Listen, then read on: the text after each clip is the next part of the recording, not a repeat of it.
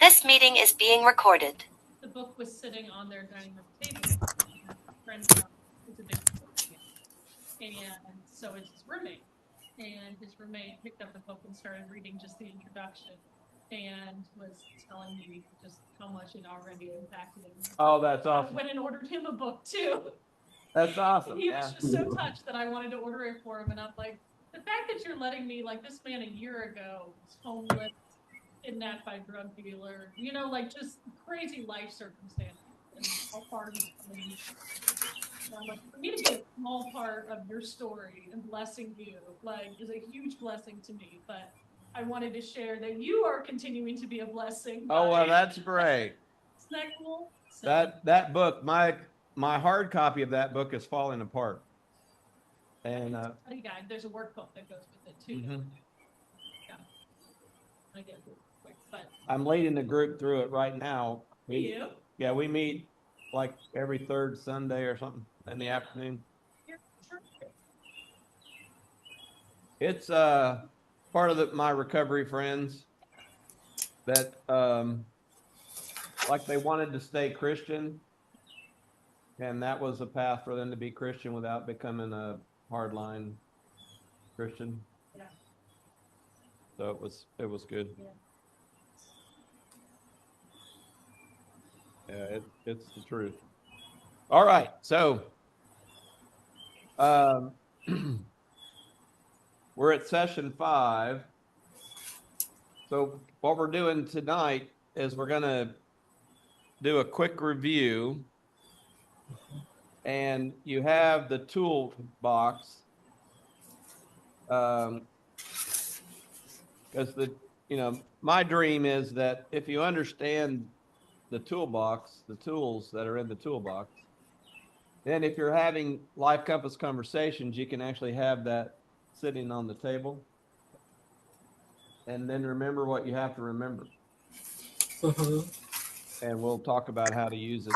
And then there's a couple of additions that we'll talk about too. And so we're going to start by reviewing the Life Compass Plan toolbox. So if you pull out the toolbox, I sent the file to everybody on the email. But first, before we do anything, anybody have thoughts, questions that have risen? Because as always, I'd rather answer the ask question instead of the ones I assume people have.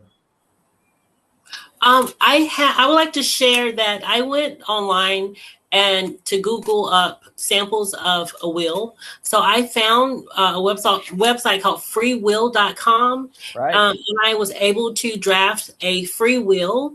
And I put, all my beneficiaries in it. But the thing about it is, it was my first time. So after I'd done it, the next day I thought I need to make some changes. So that was a good thing for me to just like for a basic start. But now I'm at the point where I want to go back in and make some more changes. So I did create a will, but I will go back in and make some changes. So if anybody's interested, you can go on freewill.com and you can write a free will. That's great. And I'll be talking tonight, and we'll review in detail in our last meeting, my collection of forms, which include a will questionnaire, which I built to help whoever's doing a will to think through things. I built it working with a couple of lawyers. So. Oh, okay.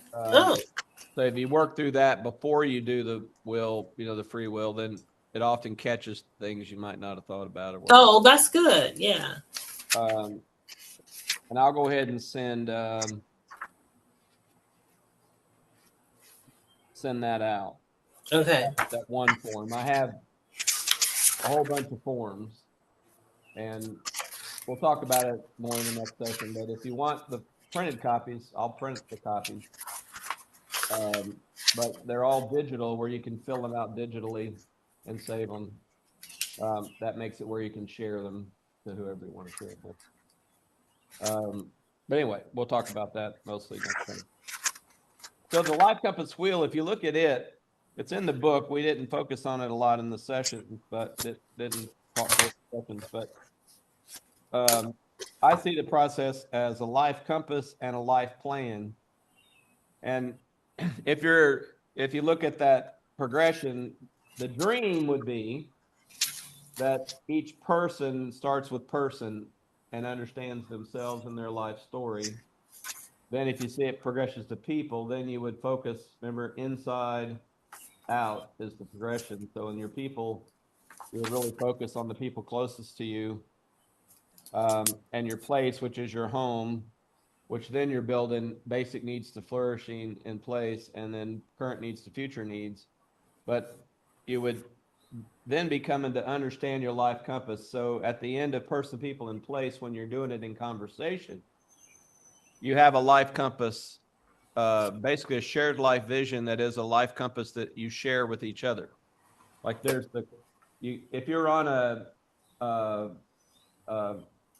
an adventure across the country and you had a compass with you, even if everyone had a compass, you would all agree when you're compass oriented to true north, you would still all agree to go to the same place if you wanted to stay together. Right? And so the idea is that if you work through it, you find out what you have in common, because in today's society, like it or not, the fact is that people orient their life as individuals and then include others. There was a time in human history when you were born into literally born into a tribe or into a really tight, necessary network of people to survive. And then you tried to become an individual, and people had frustrations on becoming an individual when the tight systems of community, tribe, and village were so tight. You kind of had to, if you were going to be a radical individual, you'd have to leave, head out. But so the idea is that if you get your life compass and then you have a life compass you begin to share, that becomes your shared life vision with your people. So then you know how you want to relate. And then the life plan is then how to build that way of relating. So you then begin planning. Then you work on protection so that everybody's protected in those key ways. And then you come to power. And tonight we're talking about power. See? Okay, so that's that tool. Now, the reason I have it drawn that way is also to recognize you could start anywhere, right?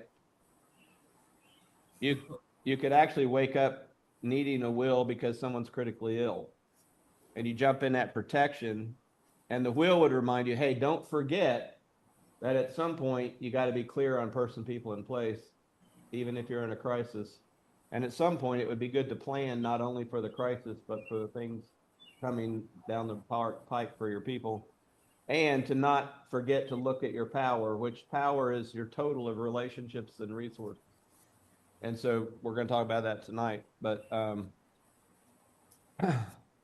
amazed how many of us don't know our power, don't know all the people and relationships and resources that we can actually access.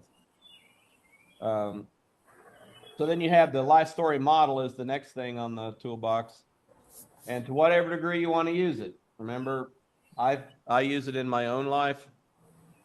I do a lot of thinking of, oh, there's that part of my backstory showing up that's telling me who I am, that I don't believe anymore. Part of my backstory that's telling me what priorities I don't want to have anymore. Or I'm treasuring things in my backstory that I'm holding on to that equip me for the present and the future.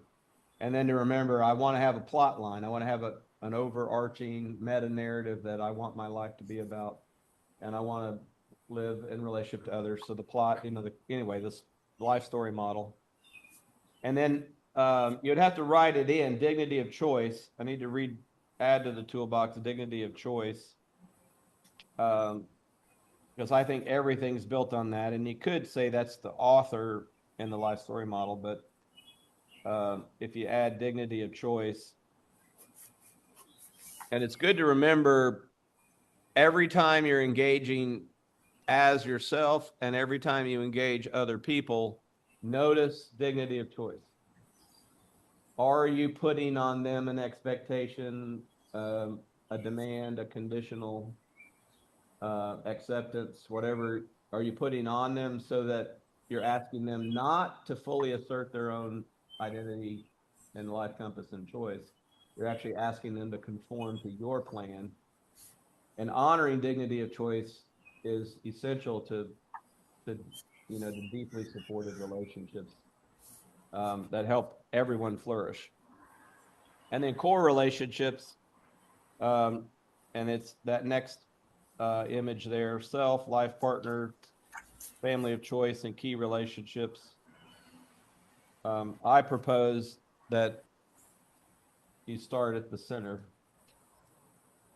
and work out slowly, and that the relationships at the center, or if you remember, I used to call them a hierarchy of commitments I have, that you not let the center commitments be violated by the ones that are further out. I mean, that's what a workaholic's doing, right? It's not that your family doesn't want you to work and support them with the work, but you can become so committed to the work that you violate your ability to have the relationship you want with the people that apply, and all kinds of other things too. I know a guy, he name's John. When I walked in his house, he had two of the largest largemouth bass taxidermied on his wall. It almost took my breath away because I'm a bass fisherman. So I just thought, that's amazing. Look at that. I said, boy, look at that. And he said, yep, that's my marriage.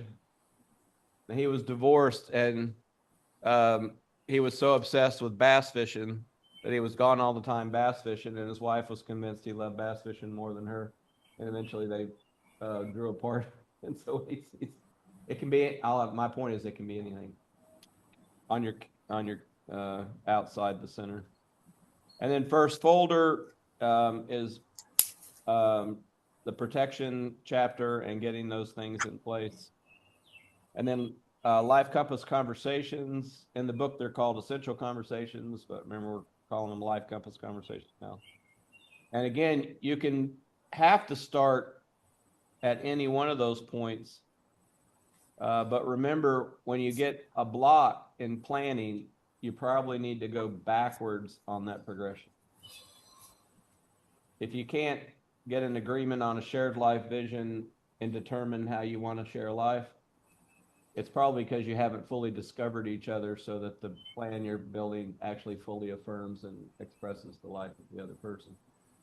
And if you're trying to get to delegate, in other words, you're trying to make a plan and then initiate a plan, then and you can't, and there's conflict, I would say that it's time to back up. And it might be that you don't have clear roles and responsibilities. You might even have agreement on what needs to be done, but you haven't really taken time to divide up roles and responsibilities and delegate. Or it might be you need to back up and say, do we understand what we really want? And I've seen plenty of people, as I've worked with a family unit, there were actually people that wanted different things for their parents, thought that their parents wanted different things, and it turned out the parents said they wanted different things to different kids.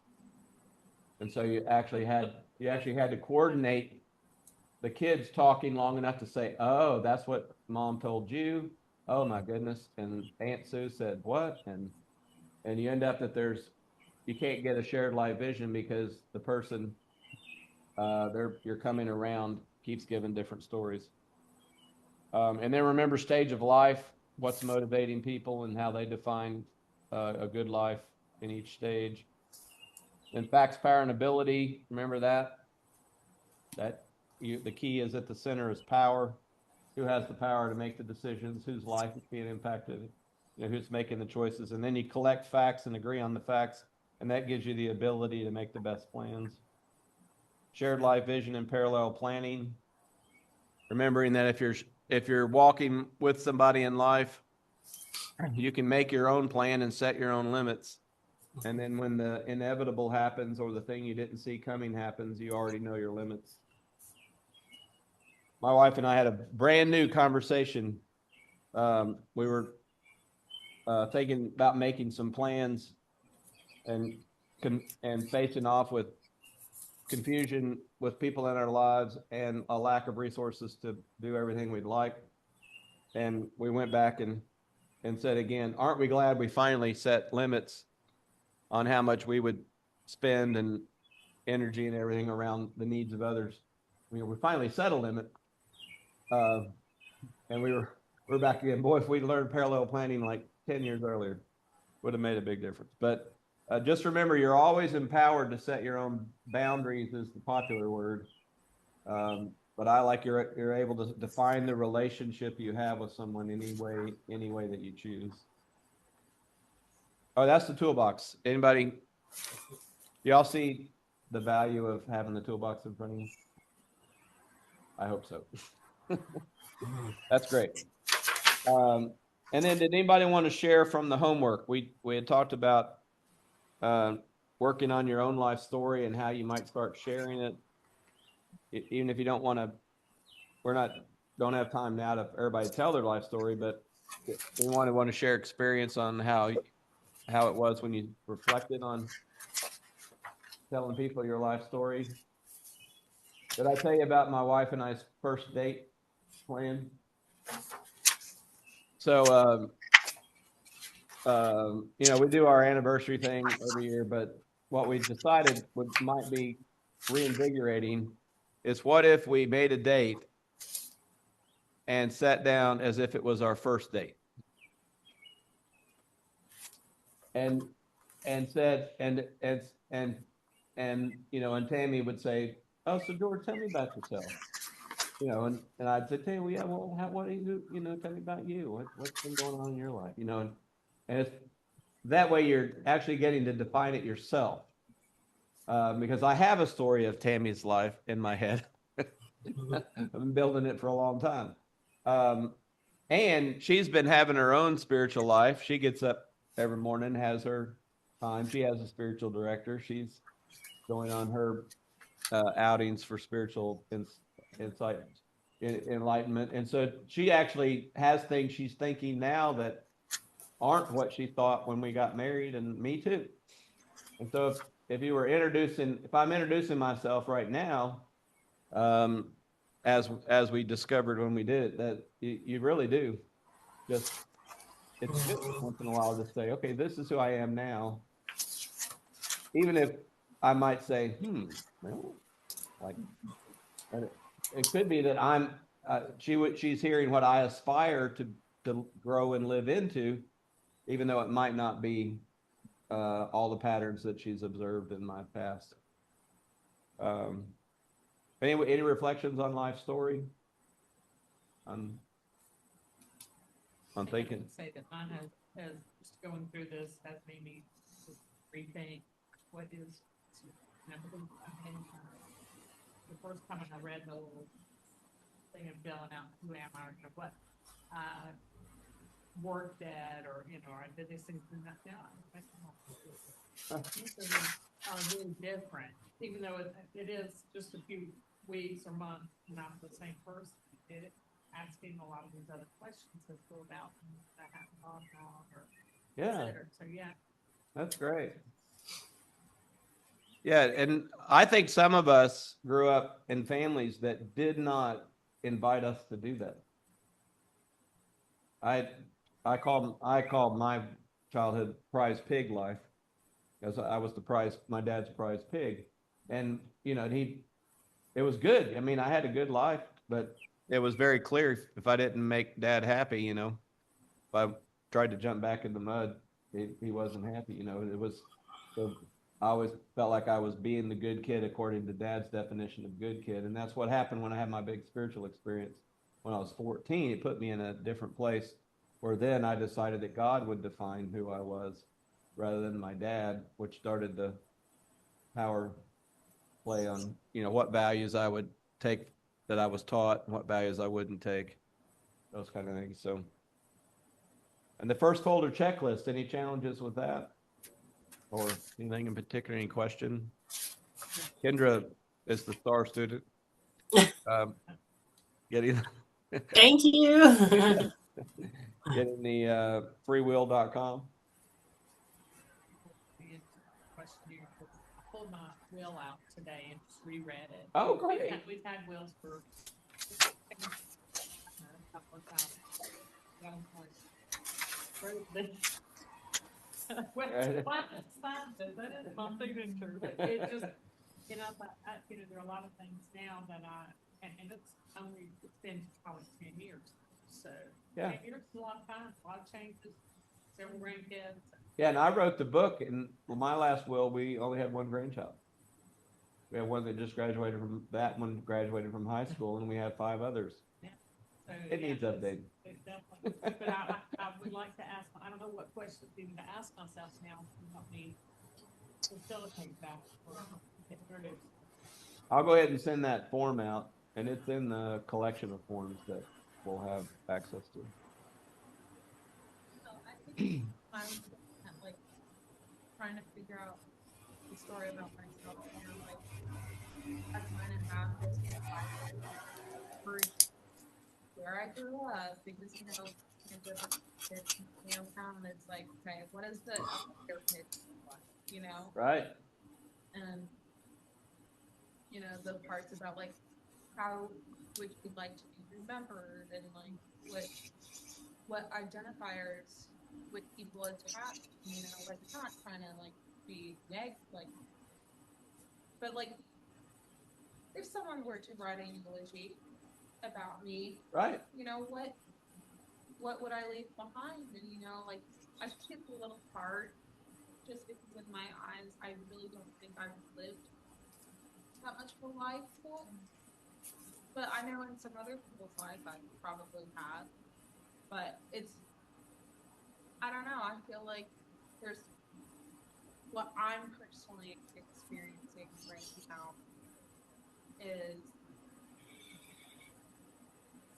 those identifiers on like what like who is in my friendship circles, who's my chosen family, like I've definitely had I think I'm currently in the stage where like especially after the pandemic where you had friends of convenience Right. versus friends who you are incredibly intentional with, Right. and a lot of friends, not tons, but I figured out who those pieces were, and not necessarily for me it was a convenience, but their friendship with me was, and so I'm just looking at my circles and like it is a little bit smaller than what I thought, and I'm like, is that a bad thing? No. But I also don't want to drain people and put too much on people. So that's kind of like, what would I like to be remembered for and like known for versus what I actually think I am right now. I don't know. I've not enjoyed thinking about myself very much. But I like the idea of thinking. That's a good distinction. Yeah. So I think I've had many people that I've worked with who uh, have said a version of um,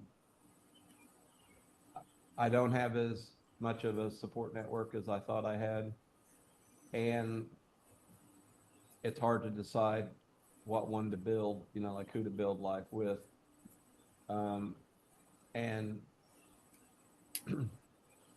I think the empowerment. That's one reason I think it's soul work. I call it soul work because it's actually mature human personality work. If you think of it spiritually, or if you think of it psychologically, you think of it practically, it is actually a very mature place to be to decide who you are and who you are to other people and what you will do in relationship to how they relate to you. And so I saw a guy today. We happened to cross paths, and I took him to detox years ago, and he just started going, "Oh, so glad to see you. Thank you, thank you, thank you." No, we never talked, but he's like, "I'm so glad you took me to detox," you know, and I was like, "Good, you know, good." And when I took him to detox for a long time, you know, he was relating to my family in a way in which we helped him out a lot, but that wasn't that long because he actually had a life. He just had to get sober and get it back together. But you do decide to give to people, then you decide you actually deserve to be supported. And so who is it that have the relationships that you that are symbiotic and go both directions, and which ones do you uh, serve others without, as Jesus said, without expecting things in return. The pagans lend to people who pay them back, and you are the ones who can give without expecting anything in return. But you can't do that all. And as I have illustrated, you can't even meet all the needs of your immediate family by yourself and still have a future. So it's I admire that dilemma, Kristen. I just want you to know that. I think that is a sign of strength to be clear on that, so that you can actually decide who you are. And that's great. Interesting when we've had a conversation about looking back on your own life and not necessarily feeling a sense of pride or accomplishment for the things that you did, because you didn't necessarily choose them for yourself. It was the autopilot, where you did things to please other people. And you went along with life choices just because it was a natural consequence, or it's what people needed you to do. And so even though I could look back on my life and from I'm going to say worldly perspective, even though that's probably not, it seems like I've accomplished a lot. I don't feel a sense of pride of like, I did this, because I don't think a lot of it I did for myself. I was doing it for other people.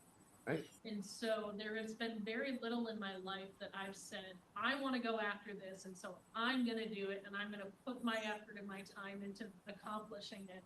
And I accomplished it, and I look back, and I'm like, look at what I did. Even though that seems very, prideful, there's not a lot of those opportunities in my life. And so when you look back on your life story, sometimes it's like, I'm here. I survived. Exactly. I did what I had to. Yeah. Yeah. And the backstory, the moment that you arrive in the present and you reflect on the backstory of your life, the empowerment is that now that the backstory is over and I have any benefits, hardships, lessons, great gratitude for what's in the backstory, for whatever mix that is, that actually made today possible. And any enlightenment that you have, any empowerment that you have today, even though it can sound untrue, was actually equipped by the backstory. So you can say to somebody, "Thanks for taking me to detox," and it was the best day of his life. So, and you say, "Well, the backstory, what got you to detox?" Well, it turns out that when he rebuilt his life, there were some things in that backstory that are still around, and are part of the life he's building. And so, but I think, again, Sarah, I think that is a sign of new birth, is my Christian understanding of it. The way people are born again is that you wake up the author of your story from here on out. I am now being born again. I have a document where I've, tracked all my born again experiences. I look really stupid in the shoveling. But why did I have to go through that? Well, I'm glad I did because I like who I am. You know, and liking who you are is a lot. It's very important. I don't like everything I do or everything I think, but overall, I get up every morning to decide who I am, and I'm good. I'm all right. Although I hit a funk yesterday. I'm glad I'm out of it tonight, but a couple things came to my attention yesterday, and couldn't control it, and I didn't like it. So I got in a funk for a little while, but I reserve the right to fall apart anytime I need to. Yeah, and for me, I purchased the book when bad things happen to good people. I just started reading it, so I think it was empowering for the author to write it because he's his son has a. I'm pretty sure you read the book. Yeah, His son has a disability and he ends up dying in his teenage years, but he's the way he speaks throughout the book. He's really calm, and it's like he has learned a life lesson. And in the book, he's also saying, he doesn't know why for every person why bad things happen to good people, but sometimes it could just be a lesson that we learn and something that like he said, something we could benefit from. So I'm really grateful that I did buy that book. So I'm going to continue to read that. Yeah, one of the lessons I got from that book is God and us, when we cooperate, will not waste pain. Okay. All the pain I go through and I go through with other people, we need to not waste it. It needs to produce the wisdom and the change so that the good can come. Yeah. What is it? It's called but it's part of this God who works through like brokenness or Somebody shouts in your suffering. yeah. Yeah, that's C.S. Lewis. Yeah. God whispers in the pleasures and shouts in our suffering. So, I forgot the exact quote, but yeah. What was that? Give yourself grace for what you're able to understand your capacity in that moment. But don't waste any more time. It's in my notes section. Yeah, since that's all over, what's next? I mean, Just don't waste any more. my path of sanity right now, because I know way more suffering than I want to know. My path is now that I show up for what's possible and spend as little time as possible arguing with and demanding what's not possible. I just want to be fully present with what's possible. Spend any more time feeling bad about what wasn't possible. Yeah, every day I have to do that one, many times a day. So then thinking about first steps. Any thoughts on first steps or questions about first steps?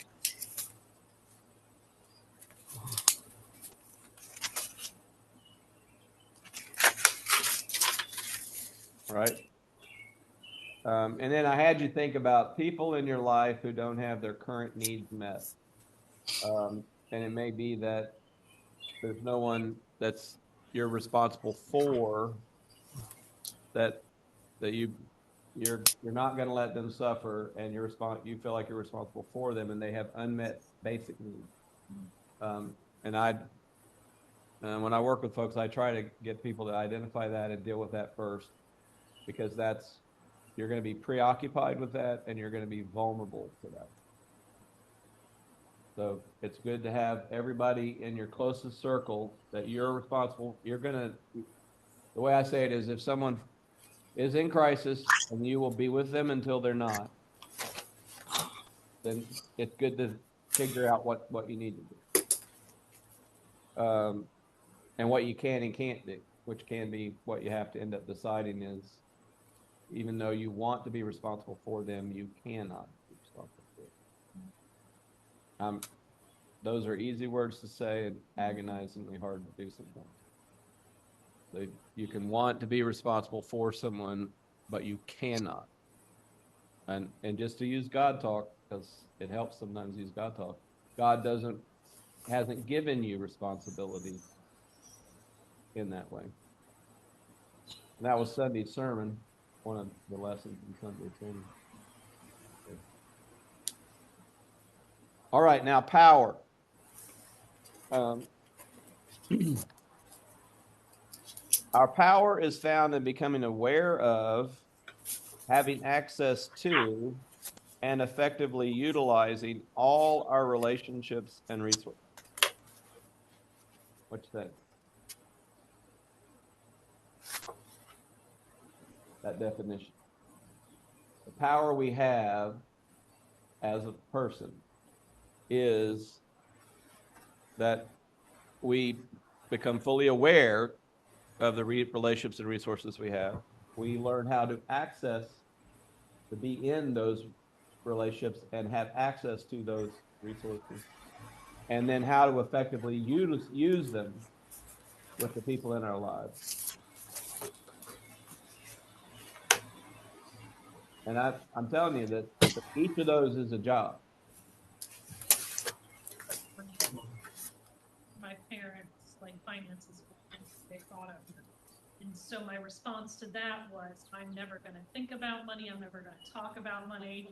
I'm just going to work and bury my head in the sand, and everything's going to be fine. And I have given my power over to money by not, effectively utilizing it, managing it, being in control. It has had power over me by me trying to, There it is. That's exactly it. Amen. Me too. I mean, my parents never taught me to balance a checkbook, or they said you better not ever bounce a check. Or you better pay your bills. Work hard. But they didn't sit down and show me how to do a budget. Did I tell you the story of when Pam and I got married and my bank accounts? Did I tell that story? So it's embarrassing, but so when I was in college, I worked 3 part-time jobs and went to college. And so I made the money I needed. I had a TUBA scholarship and an academic scholarship, so didn't have much expense. But I opened a bank account. I put all the money I earned in it, and I just did what I wanted. But I was so busy and didn't spend much money. And then once a year, I would close the account and open a new one. And then I would know how much money I had. So when I married Tammy, do you see what's coming? It was bad. And we were, collecting our resources, like money. And I said, well, I think I got about, I'll go in and ask. And she's like, what? You don't know how much money you do? Right? You have a lot of debt? I'm like, no, I don't have any debt. I don't know anybody. No. How much money do you have? I said, well, I'll go to the bank and find out. He's like, you don't know? You don't balance your checkbook? I said, no, don't worry about it. I close my account every year and I open a new one. She was like horrified at her face. We're already engaged. I understand. So I'm sorry, I didn't get that. Why would you close one and open up a new one? So I would know how much money I had. Oh, okay. Otherwise, I'd have to go back and balance all the checkbooks and check off all the checks, and so I'd leave plenty of money in the bank. I'd open up a new account, and then start putting all my money in that account. But then it wasn't a draft. You went in with your paycheck and deposited it, and and I had a good amount of money. I never bounced a check. And I'm trying to defend myself, but I know it's stupid. Okay, it was very dumb. It was just irresponsible but I didn't know. And I did what my dad said. I worked hard, paid all my bills. I got both things I was taught. And I can remember Tammy taking over the, bank account and Good. and You know, later on, I'm a Dave Ramsey guy and a Ron Blue guy and what was the other guy? Uh, uh, he had a radio show and everything. Anyway, it doesn't matter. So now I have we have a tight budget. We use YNAB. Do y'all know YNAB? You need a budget app. It's great. It's so good. But anyway, Clark Howard, exactly.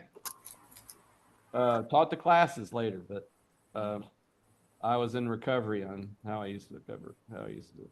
So the relationships first.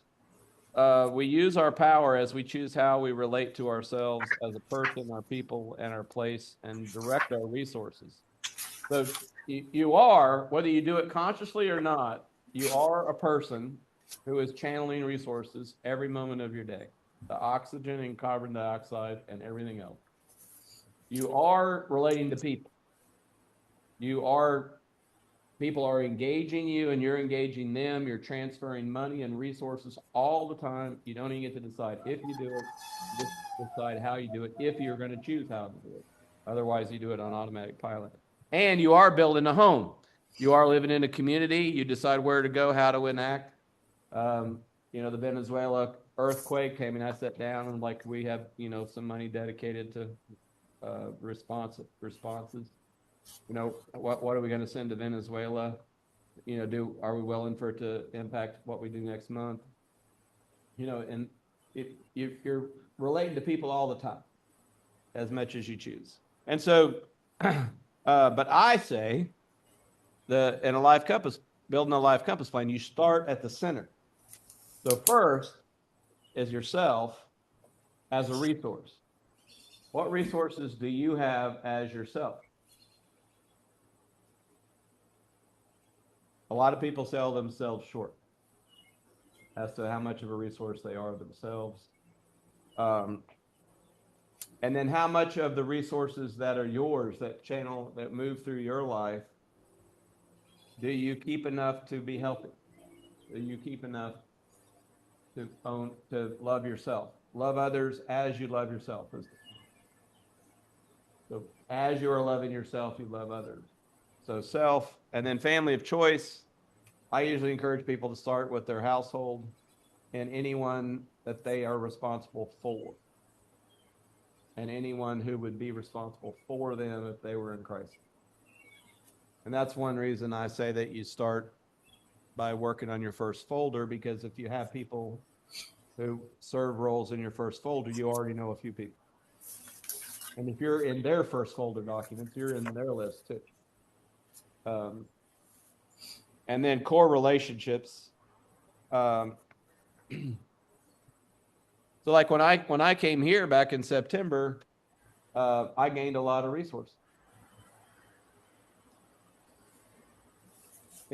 I actually think that I know from my side, there are people in this church, if they had a crisis, I would help. And I think if I had a crisis, people in this church would help me. And for me not to be aware of that and not to choose it is to miss out on the resource. And so I just think it's good for us to notice core relationships, people you're actually relating to, and they may not be like family. And it may not be a choice you would make or choice they would make, but you do gain resources when you're in core relationships. Committed relationships. And at church, we're in a committed relationship. People have varying degrees of commitment in church, how they commit to church. But there is a commitment in church. There's some real commitment. So then relationships, and I've got a worksheet that we're going to look at, but we're just going to go through the resources. Then time, deciding, building, living, enjoying, and savoring the life you share. Sitting down and looking at your time. Have you seen there's an old course. It's so old, it was on cassette tapes. Yeah, those are little, okay.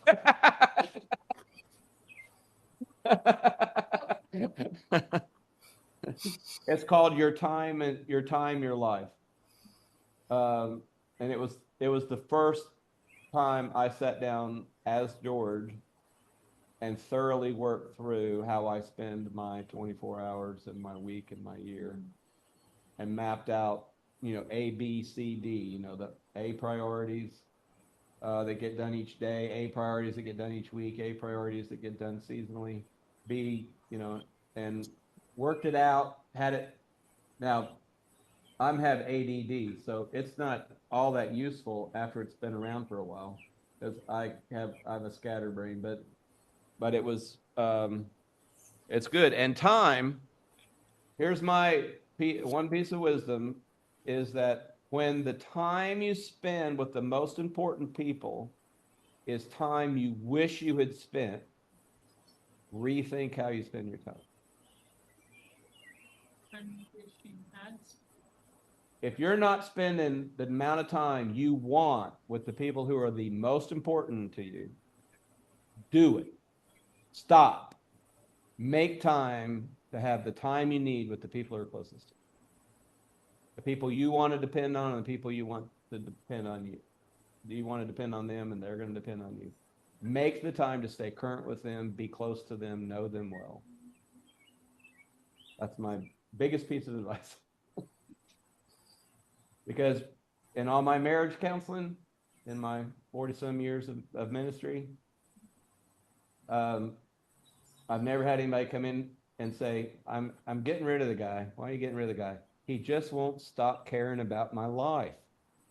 He just won't stop asking me who I am and where I'm going and how I'm doing. He insists on me being in the budget. He wants to know what I'm doing, where I'm going, what I'd like. He just keeps asking me those things, and I can't stand it anymore. I heard a lot of, we grew apart. Did you have date night? What's that? Or no? Or, did you reinvigorate your life? And one thing to remember about relationships is romance is a high percentage of fantasy. So it's related to what's not yet reality, but it's related to what you believe together is possible. And so to keep revisioning a relationship is one way to keep reinvigorating the relationship. And you're reinvigorating it with a shared life vision for where you're going and how you can get there together. Too much pressure on single monogamous relationships. The expectations on a single relationship are absurd in our society, but it's still a good place to begin at the center. So with time, deciding how you spend your time, what are you building towards with the time? Are you making time for the things you're building? Are you getting in your life what you want to have in your life by how you spend your time? Are you getting enjoyment? This is very cursory what I wrote, but I unpacked it a little more in the book. But your time and your life are the same thing, right? The time you're using in your life is your life. And then finances, I say there's a progression for flourishing. One is you have a budget. George didn't. You understand when I married Danny? There was no budget.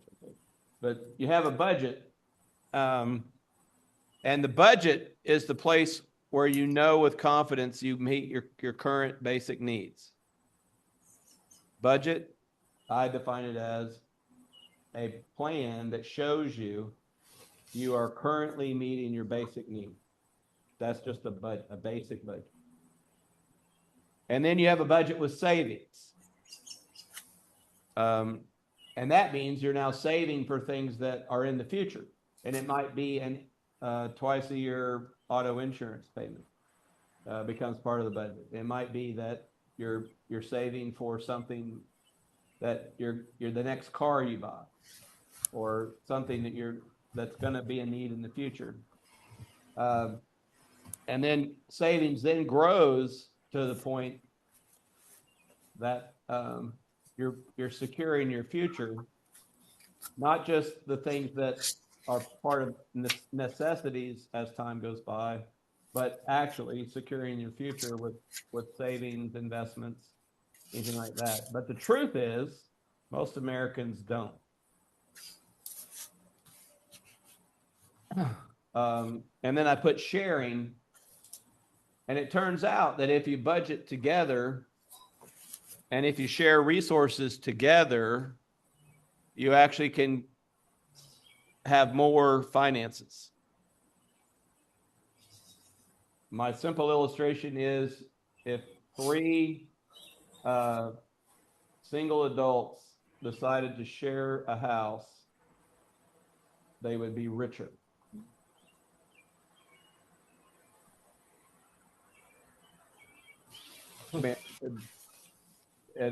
And if you decided to make meals, like one of the ideas I threw out to our connections team here is, what if we had a meal sharing group and we just became really, really cool friends too? But we met once a month and people came in and did their best recipes. I mean, we made a big bunch of it and everybody took home portioned out everybody's best recipes, and you could heat it up in the microwave and prep it. And when somebody has a crisis, you just deliver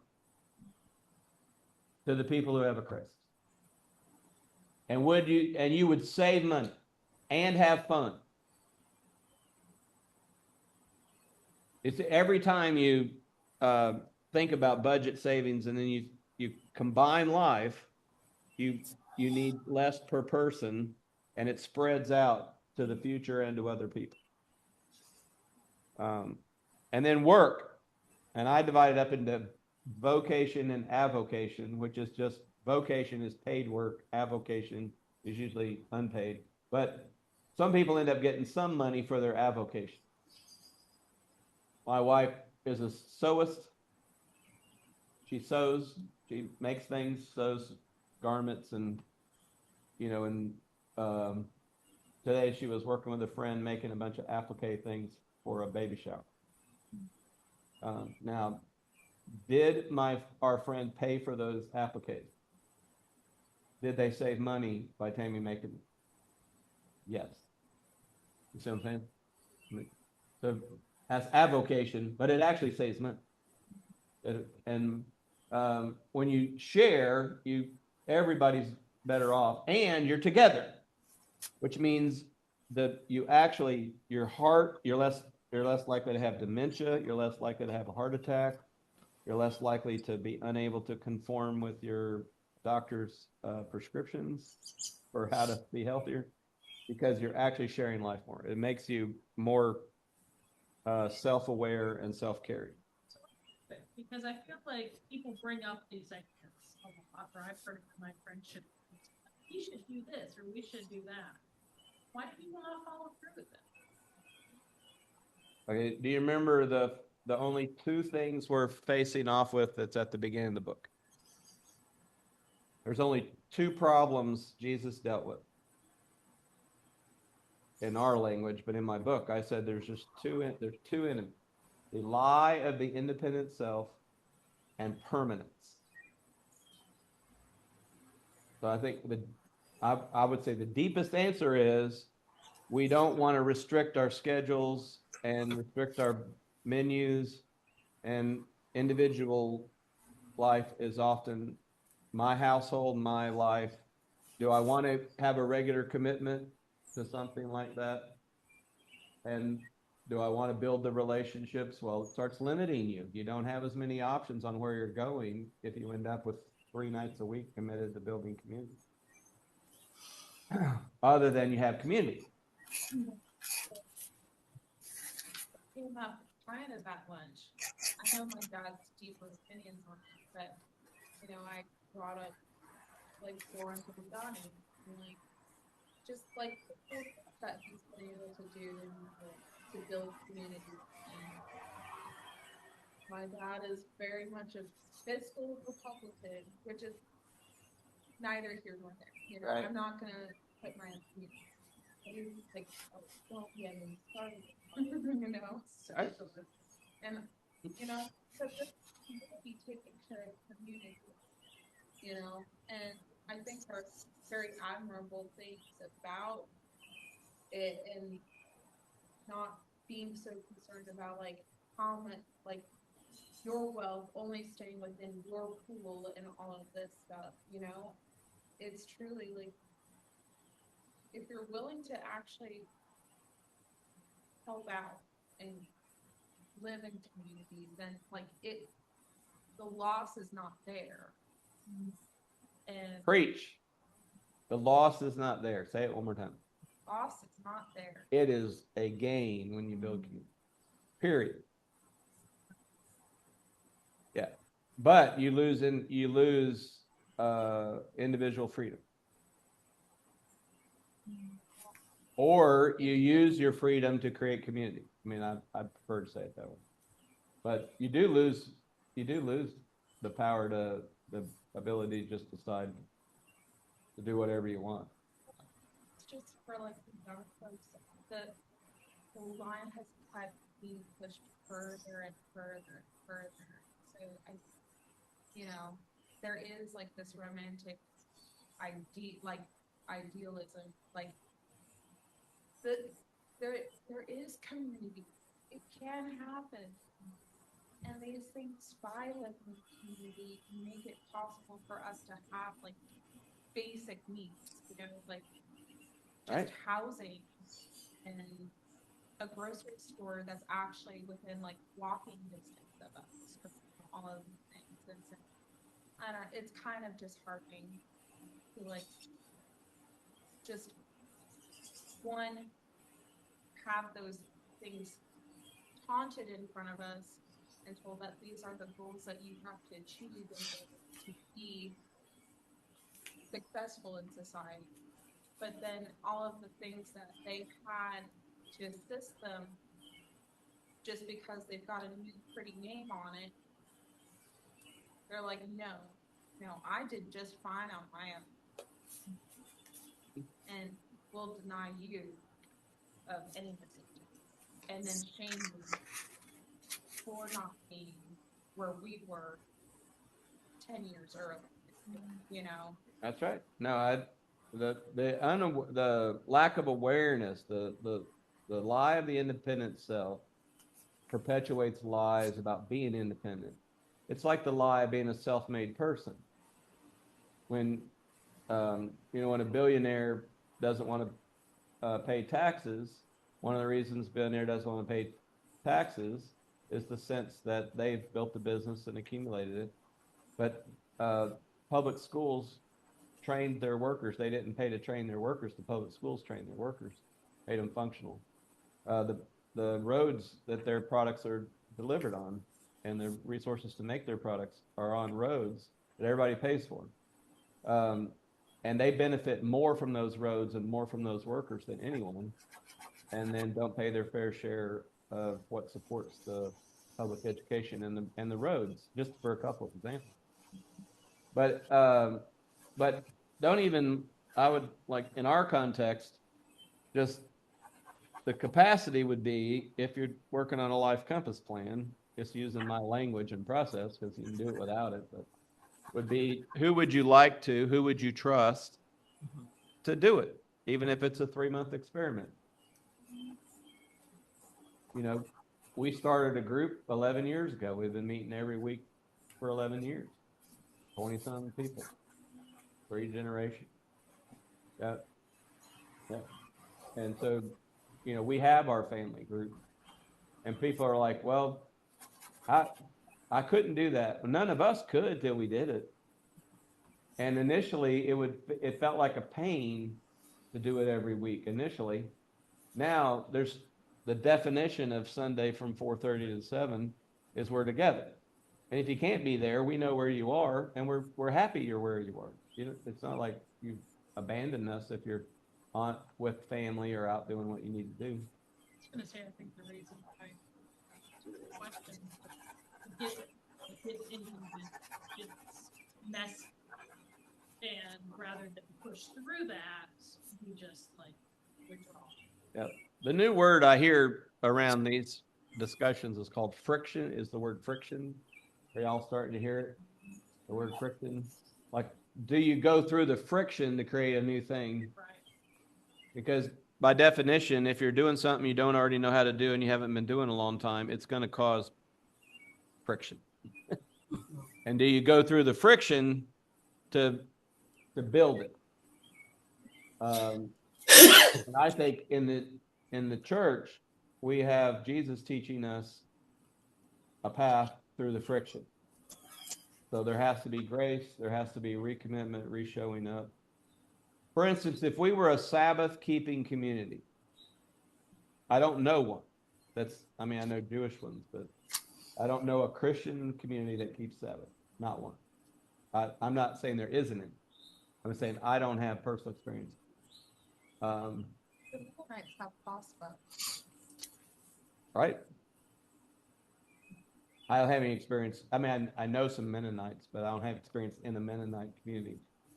And I think if we had the cycles, the daily, weekly cycles of a community, there would be a bunch of that would be just natural and would produce mutual support in ways that become dependable and beautiful. You depend on it and it's beautiful, but it will cause friction. Because people are people. And so, but there is vocation and avocation. And isn't it, think about this, if there's one more illustration related to that.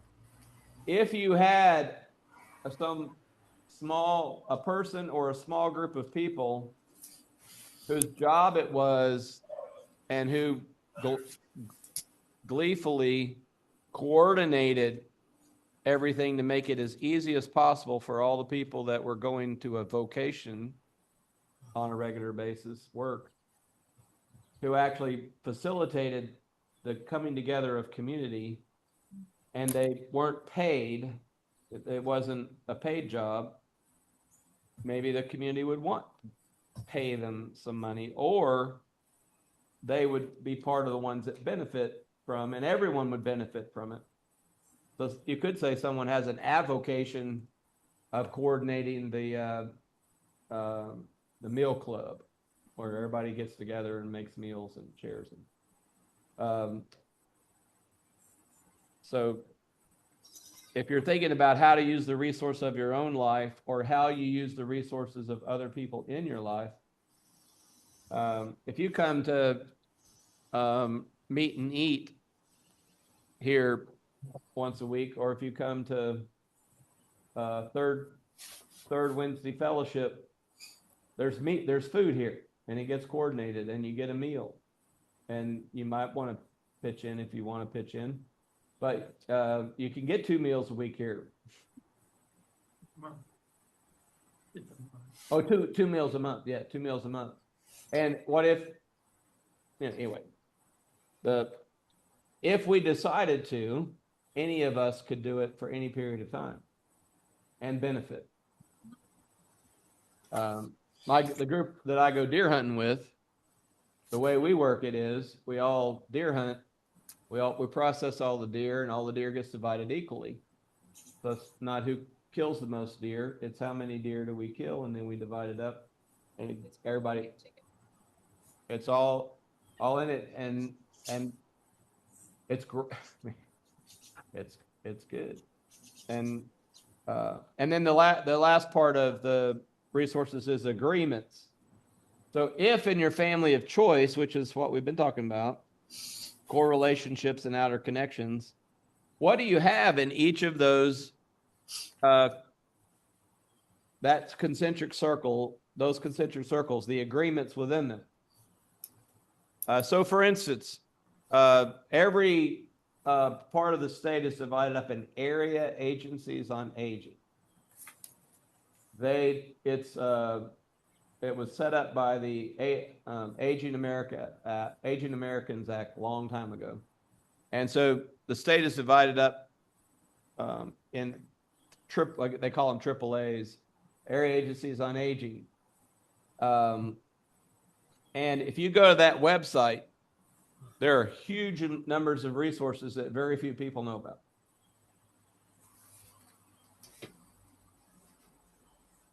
And if you're aging or disabled, you can go to the area agency on aging and navigate the website, which can be complicated. and become aware that you live in a community with lots of resources for yourself and people you love, and you're just not aware of them. And then let's just say you see in there that there's Meals on Wheels. You find out through that you can do Meals on Wheels. So there's somebody you know who could get a lunch delivered every day of the week. And you then have to get them qualified and signed up. That's what I mean by access. You then would find out how to apply. You apply. My dad worked for Meals on Wheels. He delivered every Monday, and he had an area, and he delivered meals to the same houses every Monday, and he checked in on the people. You can sign up for the Meals on Wheels. So you get one good meal every day. I don't know if good is the right word. You get an adequate meal every day. And then my dad, my dad was smart, and he got these deals where these bakery places and um, uh, and the bakery like Food Lion and Harris Teeter would be tossing things out because the date went bad, and he'd pick them up and he'd add them to the Meals on Wheels. So you get a pack of Hostess Twinkies or whatever they get, anyway. But what I'm saying is, I was using it as an illustration that that's an outer connection that you live in Guilford County. Well, you could actually through the AAA website, and I'm trying to think of the name. In Wake County, we're area J.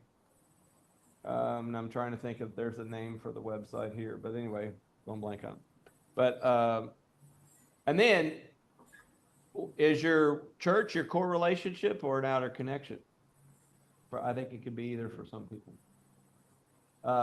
But you actually have resources in your church, and then every way in which you're participating, what are those resources? And I know, like Tammy, my wife Tammy, she goes every Wednesday.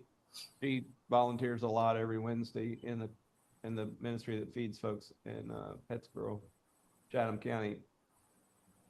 She now has these close friends that make food every Wednesday, and then serve people food, and people are taking meals home, and almost every week it doesn't all get gone. And it's prepared food that isn't kept. So she'll bring home some soup, I mean, where are the resources? You see, I just want you to see you can slow down, talk to people, imagine. So one of the dreams, there's actually a grant that's been proposed. I work with Karen Hess. She's the care coordinator for the North Carolina region of Disciples of Christ. She put in a grant proposal to create a resource list for every county that churches would know about. I think that's a great idea. Asheville Bunking County Christian Mission, and it's from here. It's all of the churches, and they have all collectively put their resources together, and they know which churches have funds to support what's being turned off. And so they have people who know the electrical company, and like give extension, and then they have volunteers in the church who offer like free legal advice, and they volunteer those hours. Or then with my dad speaking Russian, he helps with casework with different immigrants. And then they have a food pantry that they have. It's very cool just to see all the churches, right? And it's something that they have collectively chosen to do together, and I think that would be a really cool thing to do here. That is, and there's some of that, the Shepherd Center, and some others that are doing things for them here. But know what other churches can do to help support, and Our Simple Ways is great. Like Bailey, when we were meeting and coming up with ideas for like things that we would like to start as programs with our next pastor, she had brought up like possibly volunteering like our church to be a place for homeless people to sleep at night during cold, like Yep. really cold nights, and just having White flag place. Yeah. Huh? Right. I think that would be really cool.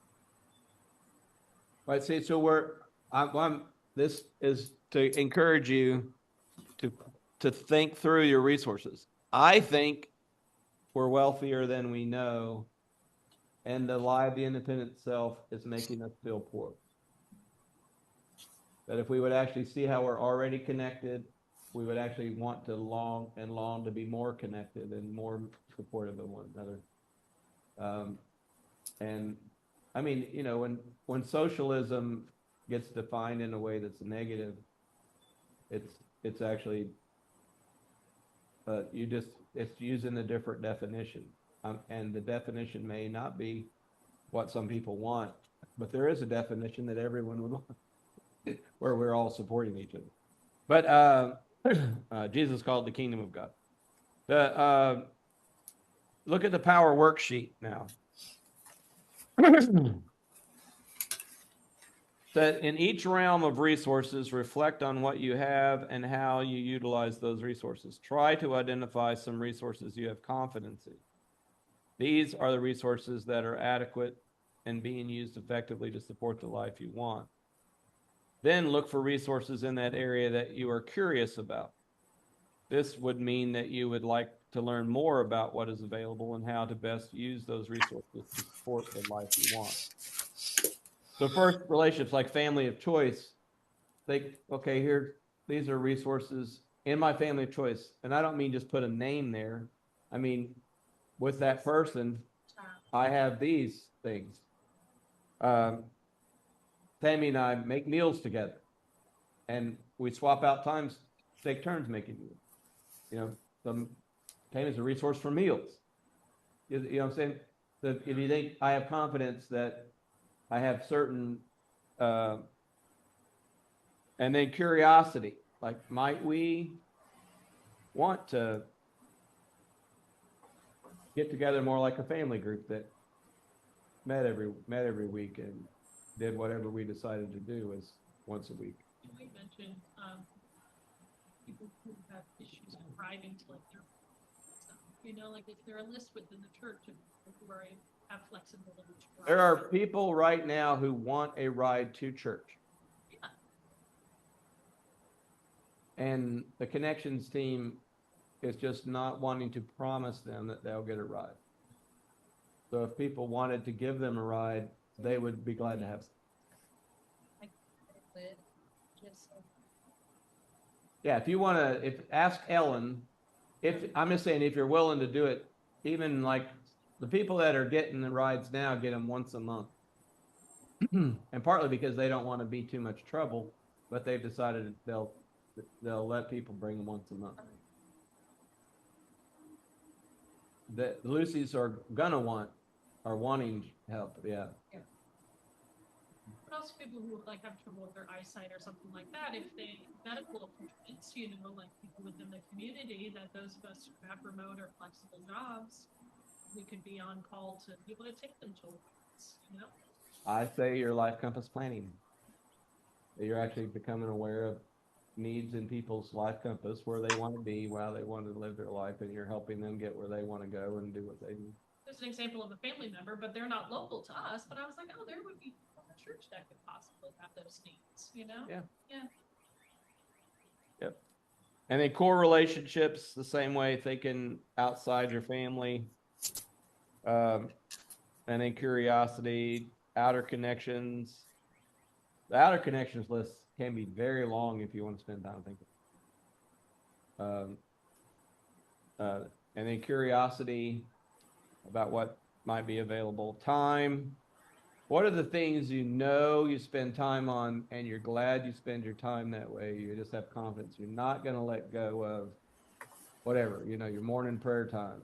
It's not going to, I call them non-negotiables. There are some things in my daily and weekly calendar that are not negotiable. The only thing I negotiate is when they happen, not if they happen. I've decided I don't like who I am without them. And so I make them non-negotiable. But you have confidence that in these things that you spend your time on. And then curiosity, what would it be like if I dedicated time to, and then finances, confidence would obviously be related to budgeting and living on a budget, and moving it out into the future, savings and moving it out into the future. And then curiosity, what would it be like? Like right now, I'm talking to two people about refinancing the house and getting wisdom on would it be a good time to refinance or not refinance. That's just curiosity, you know. And then work. Remember, it's vocation and avocation. Things that you're confident on that you want to keep doing now or in the future, or curious about it. Agreements, family of choice. What agreements do you have? Committed relationships. Curiosity. I worked with a lady who was a career nurse and had never married, but had some close friendships, but had never married. And when she took the class, she was like, George, I don't even know. I don't know who I'd put in all my documents. And she's a nurse and she didn't have all of her documents. And so she started thinking about it. But she talked regularly with her sister who lived about 4 hours away.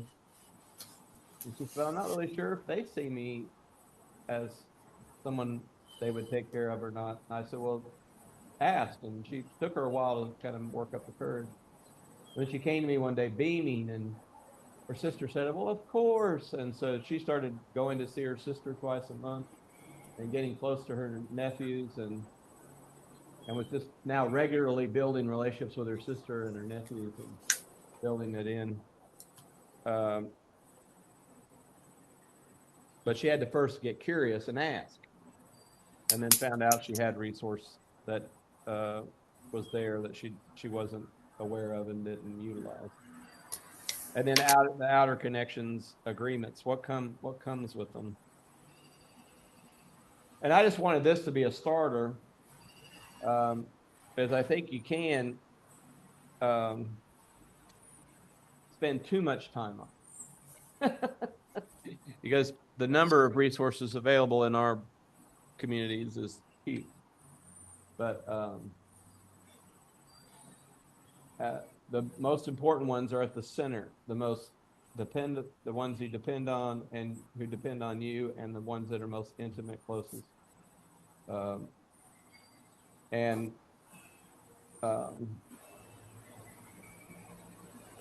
I hope that the idea and the practice of knowing and deciding is encouraged by what we're doing in these sessions, because it can be risky. It can feel risky to become aware of what you have and don't have, and it can feel risky to seek and ask and look for, because you might experience it as rejection, you might experience it as an unknown, and so please don't let me create any expectation for what and how fast you do this. Remember the goals we had at the beginning? Understand the process and have a conversation with one person. That's the goal. So look at preparations for session 6, and then we'll set the time. Relax and move through the power worksheet. Do not feel compelled to change or fix anything or anyone. Try to be honest with yourself in the privacy of this exercise. Your conscious, subconscious, and unconscious mind may fear the work, but the love that sets us free from that fear.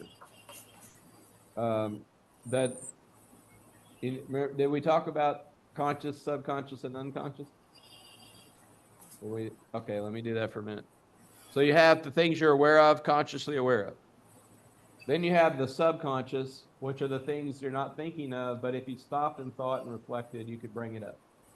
It's subconscious, but you can bring it up.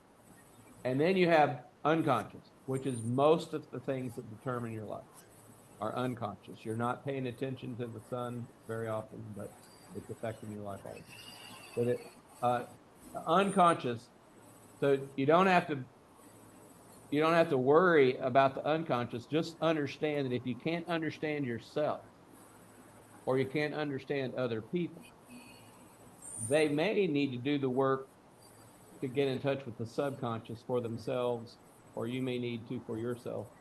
But you may also be dealing with things that are unconscious, and you just have to accept that about yourself. Why am I blocked on this and I can't figure it out? Then you accept that you're blocked on it. Capable of something, incapable of something. Knowing our power will help us be less messy, less tenuous, not alone. Remember, I said life is always messy, always tenuous, but it doesn't have to be as messy and as tenuous if you are not alone and you have a plan. It's just less messy and less tenuous. It's not going to stop being messy. Review each session and collect any questions, especially related to implementation of Life Compass Living and finding your power or resources. So when we get together next time, I'm wanting questions, and we can play Stump George on this one. It could be out of your life or someone else's life. Just let's. I want to ask a question. Would you like to bring your own, or would you like me to? I've created some case studies that can just be used. Would you like me to send a case study or two and use them as the example? Yeah. Okay, I'll do that. I'll send that with the will questionnaire.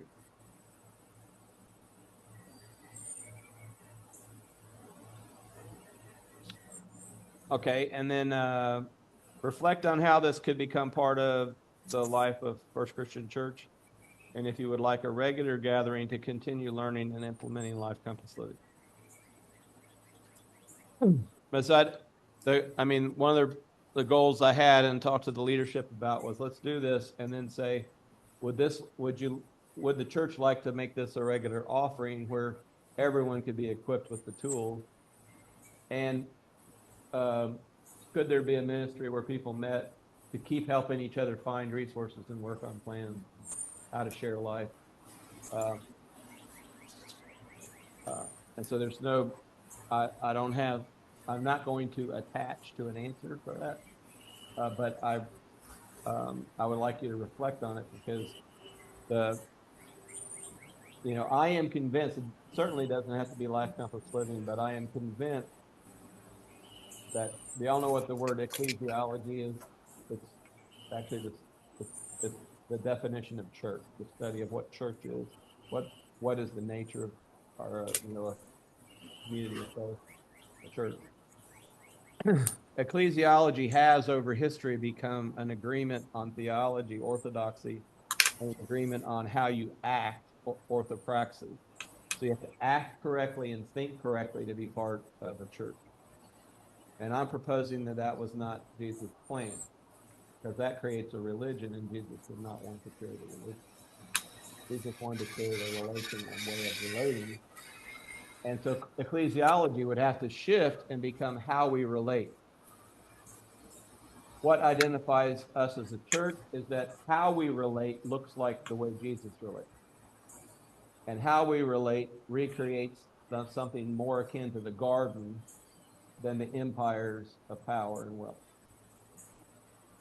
And so I wrote Life Compass Living as a way to move towards how we relate. And you have to do that. All right, so when do you want to meet for the last meeting of our commitment?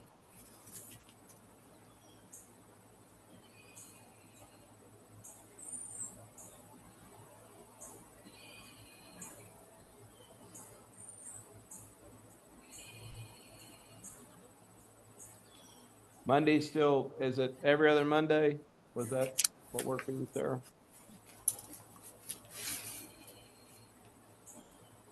Would the 20th work for everybody?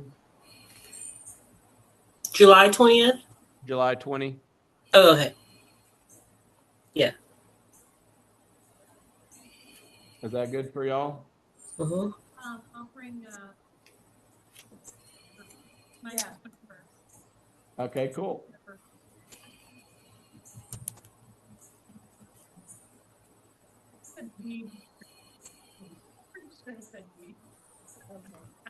All right, so you've got your homework. We've got our meeting plan. I think we're all good. I'm gonna stop the recording. Good. Okay. Hope you guys that are looking at the recording are good. Okay.